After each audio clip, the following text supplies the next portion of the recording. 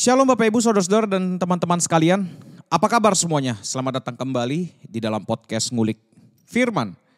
Dan di kesempatan video ini kita akan kembali melanjutkan pembahasan dari 5 tokoh wanita yang disebutkan di dalam Matius 1. Kita sudah membahas 4 tokoh di dalam video-video sebelumnya. Kita sudah membahas Tamar, kita sudah membahas Rahab, kita sudah membahas kitab Rut juga, kita sudah membahas terakhir istri Uria. Dan di dalam penjelasan mengenai istri Uria itu kita kemarin sudah mendapatkan informasi dan juga udah mendapatkan kesimpulan gitu. Kalau di dalam 2 Samuel 11 dan 12 itu sebenarnya terutama pasal 11 kita tahu bahwa istri Uria yang disebutkan di dalam Matius 1 itu punya namanya Batsheba. Tapi kenapa tidak disebutkan namanya di dalam Matius 1, tetapi yang disebutkan adalah istri Uria. Ini sebenarnya mau membicarakan atau mau mengingatkan tentang keberdosaan dari si Daud itu sendiri.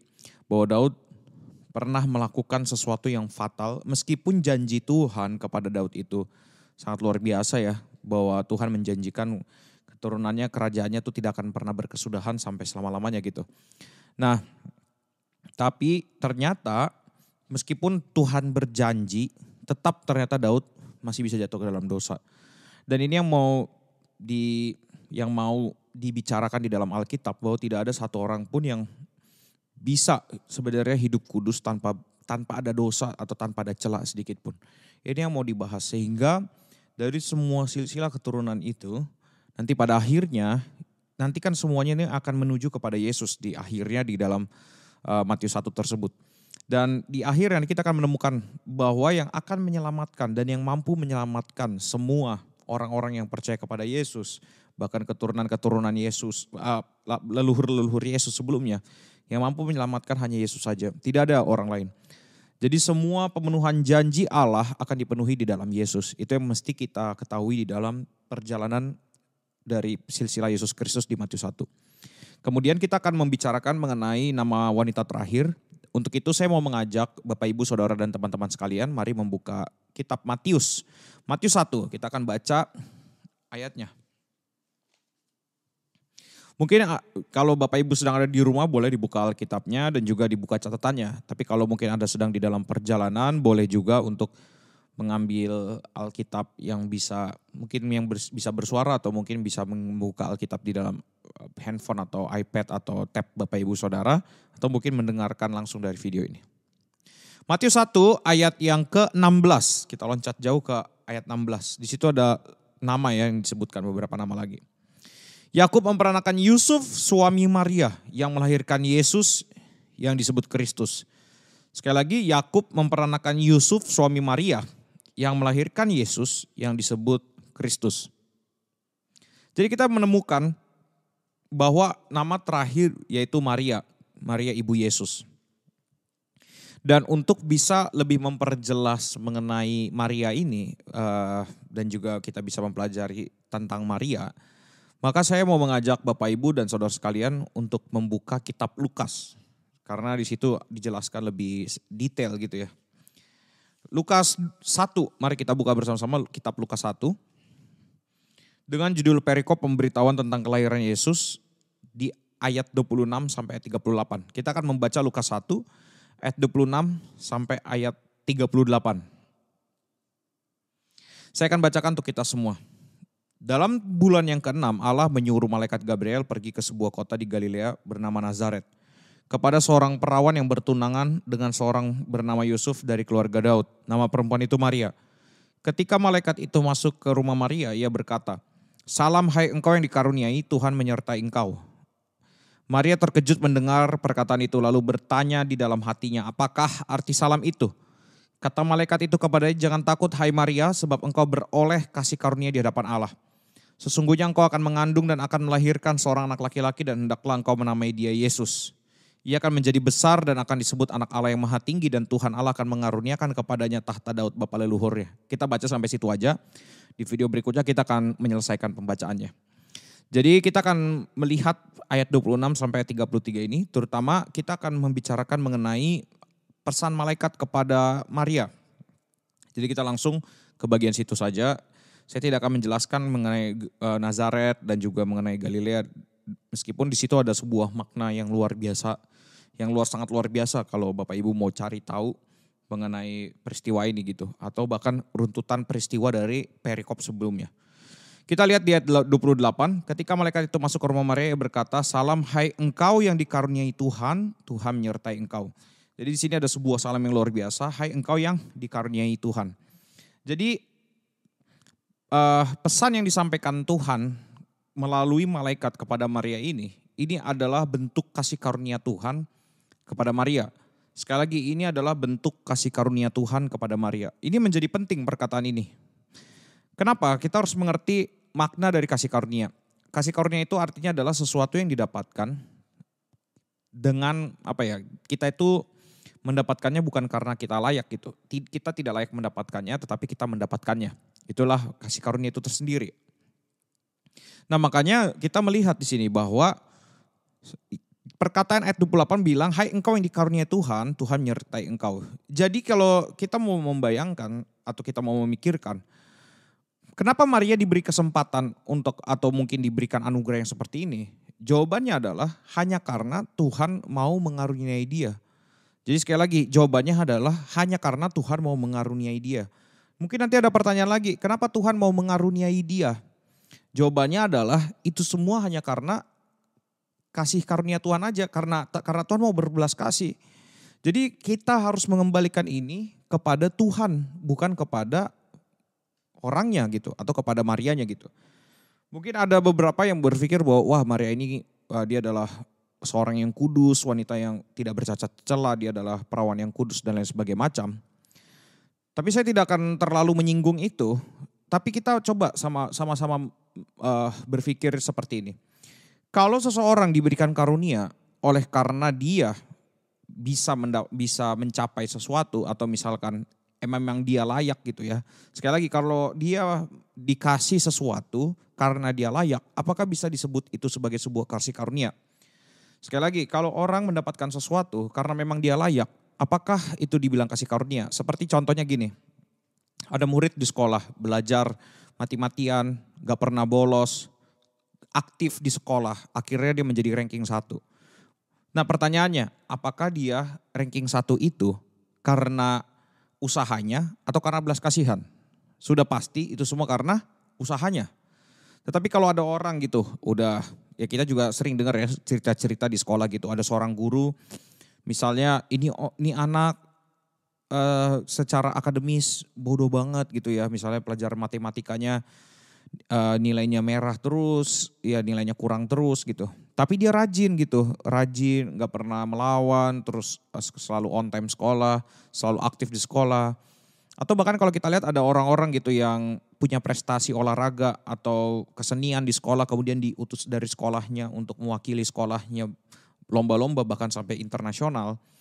Tapi kemudian pelajaran di sekolahnya menjadi jelek atau bahkan absennya jadi jelek. Nah biasanya tetap mereka bisa naik kelas atau bisa mendapatkan kayak kasih karunia khusus untuk akhirnya bisa naik kelas gitu ya. Nah inilah baru yang dinamakan dengan kasih karunia gitu. Mereka tidak layak untuk naik kelas, kenapa? Karena sebenarnya syaratnya adalah untuk punya nilai bagus. Tapi karena satu dan lain hal akhirnya sekolah membuat dia menjadi bisa naik kelas gitu. Jadi kalau sesuatu itu tidak layak didapatkan tapi diberikan, itu namanya kasih karunia. Tapi kalau sesuatu itu layak didapatkan, itu artinya bukan kasih karunia, itu artinya bahwa dia memang layak gitu. Nah di dalam teks ini yang kita bisa lihat adalah bahwa Maria ini dikaruniai bukan karena kehebatannya dia, bukan karena dia tidak pernah berdosa, maka dia diberi kesempatan untuk mengandung Yesus. Ini yang harus kita mengerti. Jadi Maria pun diberi kesempatan ini hanyalah karena kasih karunia. Jadi karena kasih karunia Tuhan saja, bukan karena usahanya dia sendiri. Dan kalau kita pikir-pikir ya, kalau misalkan Maria memang boleh untuk melahirkan Yesus atau mengandung Yesus itu karena usahanya sendiri, maka kita perlu membandingkan dengan ayat sebelum dan ayat setelahnya. Apa maksudnya? Coba baca Lukas 1 ayat yang ke-6. Coba kita lihat. Di sini ada diceritakan mengenai bapak ibunya Yohanes Pembaptis, yaitu Zakaria dan Elisabet. Nah, ayat 6, coba dari ayat 5 lah kita baca supaya lebih jelas konteksnya. Pada zaman Herodes, Raja Yudea, adalah seorang imam yang bernama Zakaria dari rombongan Abia. Istrinya juga berasal dari keturunan Harun, namanya Elisabet. Nah ini ayat 6, keduanya adalah benar di hadapan Allah. Jadi menurut teks Lukas, keduanya benar di hadapan Allah dan hidup menurut segala perintah dan ketetapan Tuhan dengan tidak bercacat. Ini ditulis loh sama Lukas mengenai bagaimana keadaan hidup mereka. Bahwa mereka benar, tidak bercacat, dan menuruti segala perintah Allah. Sedangkan kalau kita lihat Maria, di dalam teks Maria itu nggak ada kata-kata yang seperti itu sebenarnya kalau kita mau lihat ya. Nah bukan berarti saya bilang bahwa Maria ini kelakuannya sangat buruk atau sangat jelek ya. Enggak, saya nggak bisa bilang gitu juga karena informasi itu tidak ada. Tetapi yang saya ketahui adalah Alkitab begitu fair gitu untuk menulis tentang seseorang. Dan di dalam teks ini kalau Alkitab bilang bahwa benar di hadapan Allah dan hidup segala perintah dan ketetapan tanpa bercacat celah, artinya berarti Elisabet dan Zakaria memang ya seperti itu cara hidupnya. Tapi yang harus kita pertanyakan gini, kalau memang Maria melahirkan Yesus atau Maria diberi kesempatan itu karena dia memang hidupnya kudus dan hidupnya baik, kenapa tidak diberikan kepada Elisabet dan juga kepada Yohanes kepada Zakaria? Kenapa kesempatan untuk melahirkan Yesus tidak diberikan kepada mereka? Apa alasannya jika demikian? Makanya kalau kita mendasarkan kelahiran Maria ini berdasarkan bahwa dia ini adalah kudus tak bercela pada segala macam, maka perbandingannya adalah ini aja, sesimpel itu aja sebenarnya. Ini benar loh di hadapan Allah, kok mereka nggak dapet? Terus nanti akan bilang kayak, oh ini kan karena kasih karunia. Nah itu artinya ada standar ganda dong kalau demikian. Nah ini yang harus kita perhatikan, bagaimana kita melihat teks-teks Alkitab. Bahkan kalau kita mau lihat, oke, mungkin kan karena satu ayat, ini mungkin cuman kayak sisipan aja. Mungkin ada yang berpikir kayak gitu. Oke, kita coba buka Lukas 2. Kita coba lihat teks ini. Coba Lukas 2 ayat yang ke-25. Adalah di Yerusalem seorang bernama Simeon. Ia seorang yang benar dan saleh yang menantikan penghiburan bagi Israel. Roh Kudus ada di atasnya. Nah, dia menantikan penghiburan, dia orang yang benar dan saleh, Roh Kudus ada di atasnya. Apalagi nih? Nah, itu ayat 25, Lukas 2. Coba kita lihat lagi ke dalam ayat 36. Lagi pula di situ ada Hana, seorang nabi perempuan, anak Fanuel dari suku Asyir. Ia juga sudah sangat lanjut umurnya, sesudah kawin, ia hidup 77 tahun lamanya bersama suaminya. Dan sekarang ia janda dan berumur 84 tahun, ia tidak pernah meninggalkan bait Allah dan siang malam beribadah dengan berpuasa dan berdoa.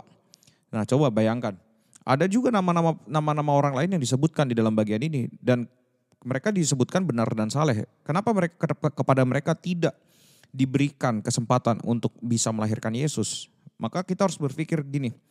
Jadi kalau di dalam sistem perpolitikan gitu ya, atau mungkin di dalam sistem pemberian sesuatu, ada namanya meritokrasi. Meritokrasi itu artinya melihat seseorang berdasarkan prestasinya gitu. Memberikan hadiah kepada seseorang atau seseorang itu layak mendapatkan sesuatu karena memang prestasinya.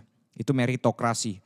Dan ternyata kalau kita mau menggunakan modus meritokrasi itu kepada teks Alkitab yang berhubungan dengan Maria, maka sebenarnya kita nggak bisa gitu membuat levelnya. Apakah yang nomor 1 itu Maria, terus yang nomor 2 itu Elisabet dan Zakaria, terus yang nomor 3 adalah Simeon, nomor 4 Hana. Nggak ada, Alkitab tidak membicarakan perbandingan tersebut. Maka dengan demikian kita mengetahui seharusnya ini bukan masalah siapa yang paling layak atau enggak, tapi ini masalah siapa yang memberi kasih karunia itu. Jadi yang harus kita pikirkan adalah lagi-lagi kita harus berbalik. Kenapa Tuhan mau berbelas kasih kepada seseorang? Adalah karena Tuhan yang mau berbelas kasih.